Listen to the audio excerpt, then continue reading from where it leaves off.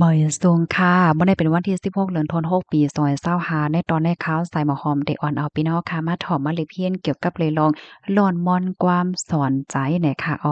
ล่อนม่อนความสอนใจอันใดหลีสนใจแท้ๆค่ะนะค่ะยุ่มยำว่าภายดีไล่ถ่อมเหย้าไหนเตเตอมีแห้งใจแลเตคบทบยาลองซื้อใจอันแจ๊ดอันแต่มันว่าหนังใดค่ะเพราะนั้นก็เฮาคากว่ารับถ่อมด้วยกำเหลียวเหย้าเนี่ยค่ะ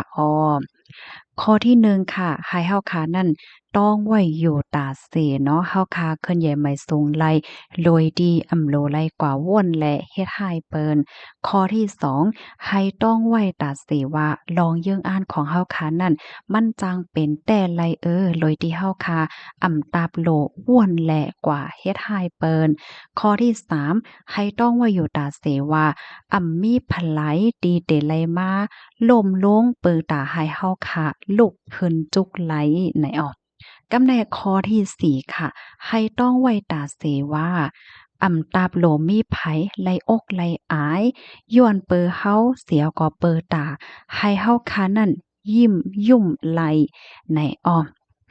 ข้อที่5ค่ะให้ต้องไว้ตาเสว่าเมื่อพ้องตีเปิ้นลูกอยู่นั่นเฮาค่ะก็หลกคัดใจให้ลูกเหมือนเปิ้นแล้วอะ ข้อที่6ให้ต้องไว้ตาเสว่าเฮาค้านั่นอย่าเปกว่ามีลองหั่นใจและเป้งป้อใจในลองตั้งตุกขะตั้งอย่าเผิดและลองตกน้ำตาของเปินในออกกำแน่ข้อที่7ค่ะให้ต้องไว้อยู่ตาเสว่าเฮาคาใครมีภาวะจาดปานจึงหือก็เฮาโหลดไหลว่วนถึงเปิ้นจึงนั้นในว่านะ อันใดได้ก็มันไข่ปันคอสอนว่าจึงหือในมังก็ในมันเต็มมีมใจค่ะว่าตาให้เฮาได้ออกมันขึ้นใหญ่ใบสูงไล่ในเอ่ออืมเฮาคาในก็โลไล่กว่าอย่าจื้อเสียงเปิ้นกว่าว่าหั้งก้อนนั้นก้อนไหนอย่าให้เขาไล่คึดด้านเฮาว่าสังว่าเฮ็ดจังไดมันเต็มมีเจ้าแม่นค่ะก้อยกะว่าตาให้เจ้าเก่า กวาดไล่ตั้งนาว่าสังว่าจังไหนในเฮายังตับโดไลกว่าย่าเปิ้นเนี่ยค่ะเนาะก็เปิ้นว่าก้นเฮากูก่อในลองเฮ็ดสร้างไผมันไหนมันก็ปันพ่อนปางในโตไผโตมันอยู่เหย้าในกำในข้อที่8ค่ะให้เฮาค้านั่นเป็นสายเฮอเลี้ยงอันปันตั้งเฮอเลี้ยงเปิ้นแลอย่าไปเป็นสายไฟหลงอันค้อนไหม้สิจอมยาเก่าแลเฮ็ดให้เพราะว่าจัดปานเปิ้น เฮ็ดให้เปิ้นไหลตุกไหลอยากไหลเตื้อใจ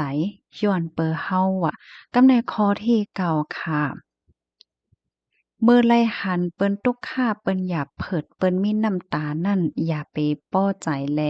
อย่าไปมีตังซื้อไหนว่าเนาะตัวอย่างเปิงแตกมันไหนข้อที่เก้าในแต่ก็มันไขว่ามันจังหนังมังก็ในเพราะว่าเขาไล่หันไผเสียก็มีตั้งตุกตั้งหังไหนแต้นที่เขาเตจอยที่หังในเขาเนี่ยก็เตรอมีตั้งซื้ออยู่นั่นน่ะเนาะเพราะว่าเฮามีใจจังนั้นแต่ก็มันปองว่าใจเฮาคาในมันก็ไปป้อมีลองวนตีอันจื้นสายจังใดนั้นน่ะเนาะกำในมาทางข้อที่10ค่ะอย่าไปใจตั้นเฮงอันตัวเจ้าเก่ามีนั่นลานลีเสียวก็ปั่นตัวตามเปิ้นน่ะค่ะย่อก็อย่าไปเอาตำแหน่งตั้นเฮงจัดการอันตัวเจ้าเก่ามีไว้อยู่นั่นปันตัวตามอำนั้นก็ใส่ให้เฮ็ดให้เปิ้นลงกว่าก้อมก้อยไม่ใจว่าโกเปิ้นมาแต้นตีโตเจ้าเก่าไหนก็เปิ้นว่าเฮาค่ะมีตั้งฮู้ว่าเมื่อพกนั่นมันเตเป็นอิหยังมันแน่นอนไหนค่ะนอกเหลือเสียนั่นเหย้าไหนค่ะเฮาค่ะอย่าไปเอาหน้าที่ปนพรว่าจั้นการปนพรอาณาอำนาจที่เฮาค่ะมีนั่นค่ะเนาะกว่าขี้เล็กเด็กเต็งเป้กินเปิ้นกว่าย่าภาวะจาดปานเปิ้นนั้นก็กว่าตัดขาดอนาคตเปิ้นว่าจังว่าจังได๋ก็เปิ้นว่าเฮาบ่ฮู้ไลเมื่อพกได้เป็นสังก้นหมังก็ใน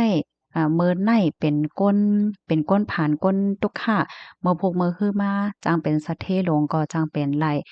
ก้นก็ในเมินในมันบ่กัดแขนที่เมื่อพกมือคือนั้นก็มื้นหน้า จังเป็นก้นกัดก้นแขนลงมาไลก็เปิ้นนั้นแหละว่าเจ้าเก่าได้อยู่ในภาวะอันไหลก็ยาวกึ่งลีไลทางเลขเปิ้น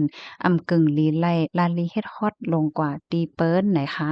สังว่าเฮ็ดไรหนังอันว่ามาในแหน่จึงมันเป็นเส้นตั้งอันยางจู้ลองตั้งงำเหยียนกัดเหยียนอันแต้ๆแลสังว่าเป็นก้นมีอาณาอำนาจอันเฮ็ดเหี่ยวก็เฮ็ดสร้างหนังอันว่ามาในก็เป็นผู้ที่อันมีนางอำนาจตีอันยืนยาวข้าวหึงหลียุกย้องนับยำนับถืออยู่ยาวแลป้องว่าการใจตื้อเพราะว่าจาดปานตีมีตีป่องความหมายเกิดเป็นก้นมาจัดในเกาะมีกามีขันเต้ๆนั่นยาวในคาค่ะอันนี้เป็นตอนหนึ่งนะกำในซ้ำเตมาแทงตอนหนึ่งมันเตมีอยู่3ตอนค่ะตอนในซ้ำ ลอกไล่เอาแป้ก้นตีอันเปิ้นจังเฮาเนี่ยค่ะเนาะก็จะมีอยู่5มิ้วเนี่ยค่ะก้นเฮาคะในเฮาคะเนี่ยก็อยู่ในตรงวงก้นค่ะเนาะก้นหักก็มีก้นจังก็มีว่าซังว่าเจ้าไหนเนาะเพราะว่ามีก้นจังมาเฮาคะซ้ำแต่ละเฮ็ดคือลาเนาะในข้อที่1ค่ะเฮาคำโลแห้งเนี่ยค่ะเนาะอยู่เย็นๆเก้ยเนี่ยค่ะโลไล่กว่าตอบกว่าเทงโลไล่กว่าว่นกว่าว่ากว่าเฮ็ดท่าอีหยังเขาค่ะอยู่เย็นๆแก่ค่ะนะเขาใครยากใครเก้าใครว่าใครอีหยังก็ปันเขาว่าหั้งก็เหลียวเขาเนี่ยค่ะเนาะห่อมโลไลกว่าสุกซักจอมเนี่ยค่ะโลไลกว่าตอบแก่อีสังเนี่ยค่ะเนาะกำในข้อที่2ค่ะเอาเป้เขาโดยลองอ่องม้านเนี่ยค่ะเฮาคาโลคัดใจกูมือกูว่านกูเหลินกูปีค่ะเนาะให้จัดปานเฮาคันนั่นเตอหลีเลออ่อนต้อนมาเหลือเสเก่าค่ะข้อที่3เนี่ยก็เอาเป้เขาเลยลองตั้งซื้อคัดใจให้ได้ตัวเจ้าเก่านั้นมีตั้งเกี่ยวตั้งมนต์ตั้งซื้อข้อที่4ค่ะ เตอเป็นคนที่มีน้ำใจมากมีน้ำใจมีเมตตากรุณาข้อที่5เนี่ยก็เตอเป็นคนที่มีใจซื่อโยเปิ้นฮ้องว่าจั่งเหอใจซื่อโยมใจเหมือนจั่งว่าคนเฮาค้าในแฮ้งก็เฮ็ดด้วยใจนั่นขนาดเนาะใจว่าซบลัดมิ้วใจหำเป็นมิ้วให้แหน่ลัดได้ก็โอ้จั่งนั้นจั่งใดนั่นน่ะเนาะลัดได้ก็ลีน่าไงใจหำวนก็แทงมิ้วให้เนี่ยเนาะค่ะอันนี้ก็เป็น5ลอกลายเนี่ยค่ะเนาะเฮ็ด ให้อ่องเป้ไลก้นที่อันเปิ้นจังเฮานั่นจังไหนคะข้อมูลในค่ะไลเอ่อยก็แทงข้อหนึ่งเขาเตรียมว่าเมื่อไรที่ว่าเฮาคาคัดใจเฮ็ดหลีที่สุดเสียวก็ก้นดีอันจังเฮาว่าซังว่าจังไหนในเขาเนี่ยก็ซ้ำหันถึงเนี่ยก็อย่าไปสนใจหังเนี่ยค่ะเนาะก็นั่นเอาค่ะคัดใจไปจ้อมเซ็นตั้งอันเจ้าเก่ามุมมองอันเจ้าเก่าใครเป็นแลน่ะคือเตลีดอกเพราะว่าจาดปานโตเจ้าเก่านั่นเฮ็ดจังไหนค่ะจังหนังว่ามาที่หาคอนั้นยาวค่ะอติกามันได้ก็ข้อมูลตอนในค่ะเลยเปิ้นเอียวมาที่จอห์นนี่มือปราบเนี่ยค่ะไล่เตรียมต่างไว้นะกำในทำได้มาแทงตอนหนึ่งมี3ตอนตอนหนึ่งเนี่ยซ้ำเป็นเกี่ยวกับเลยลองจาดปานก้นเนี่ยค่ะจาดปานก้นเนี่ยก็เป็นในก้อยค่ะว่านะก้นผานเนี่ยเขาได้ลาดว่า สังว่าเฮามีเงินแต่ก็เฮาได้มีตั้งเสื้อใจได้อะเนาะว่าก้นมักมีเขาสำลัดว่าสังว่าเฮามีข้าวยามแต่ก็เฮาได้มีตั้งเสื้อใจได้นะว่าก้นตุกขี้ตาเขาลาดว่าสังว่าเฮาไปไล่แด้เฮาได้มีตั้งเสื้อได้ยาวว่าก้นตาหมอดเขาลาดว่าสังว่าเฮาคาต้วยหันไล่ในแต่ก็ได้เฮ็ดให้มีตั้งเสื้อใจได้เนาะว่าก้นย้อนเขาลาดว่าสังว่าเฮามีข้าวกินแต่ก็ได้มีตั้งเสื้อใจได้เนาะว่า ก้นอำอยู่หลีเขาลาดว่าป้อเฮามีป้ายอยู่หลีตีเข้มแต่เฮาได้มีตั้งซื้อได้เนาะเขาได้ว่าให้แหน่เนาะสั่งว่าในวันไหนค่ะเนาะเฮาเนี่ยก็มีเงินมีข้าวยามไปไล่ด้วยหันไล่กินข้าวไล่มีข้าวกินและมีภาวะจัดปานอยู่ได้จึงป้องว่าเฮาขาดนั้น มีตั้งซื้อใจเต้ๆยาวนะคะก็เปิ้นนั้นเลยให้เฮาคาหันกลางคันโตเจ้าเก่าเฮาสิเฮ็ดให้จัดปานโตเจ้าเก่ามีตั้งซื้อตาว่าเฮาคาดีกว่ากลมตุกใจเฮ็ดสังอยู่ดิกๆเนี่ยค่ะเนาะเพราะว่าเฮาคามาด้วยลองโหลก้นเฮาคาในแท้มันมีมื้อยาวมันค่ะเนาะมีอันไหนยาวใครมีอันไหนมีจึงนั้นยาวใครมีจึงไหนวนอันนั้นยาววนอันไหนวนก็ปอเจปอจอดในมันก็นั้นมีตั้งซื้อเลยค่ะนะก้อยกะว่า เพราะว่าเฮาขามาด้วยจัดปานก็มันเป็นไว้เฮ็ดจังได๋กุ้ยเนาะกอบนั้นกูวันๆในสังว่าเฮาเงินอ่อนก็มีอิดมีออดคักว่าเนาะป้อใจป้อจ่ายเนาะมีข้าวยามเหไปก็ไล่ ไปกว่าไปมากอะไรตาเฮาก็ต้วยหันเนาะเฮาก็หันนู่นหันได้หันไรเฮมีตังกินเฮซังเฮเนี่ยก็ให้เฮาค่ะหันกาขันจัดปานเฮาสิมีตังซื้อลาเนี่ยว่าข้อมูลตอนในค่ะเลยเปิงเอี่ยวมาตีปรัชญาคำคมในแต้มต่างไว้ค่ะ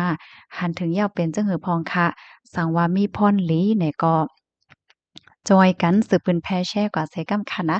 มีภลัยหับถ่อมต่อป้อยาวพองจอยเด็กปันมาหนึ่งพองค่ะ อำนั้นก็เตรียมมาว่าเฮาถ่อมต่อป้อยาวออนไลน์ตอนสอนจังหน่อยจังไหนๆก่อนไล่เนี่ยค่ะเนาะก็เดี๋ยวเลยคู่ว่าพี่น้องค่ะทรงถ่อมอยู่5จังไหนค่ะเนาะก็เดี๋ยวเลยมีแรงใจสิเดี๋ยวเลยมีแรงใจนั่นน่ะเนาะแล้วก็เข้าใจหาอันเป็นร้อนม่อนก้อมจังไหนมาโอ้มาลัดมาไขในกันสืบกว่านะคะอ้อยินจมนำค่ะหมอยซุงค่ะ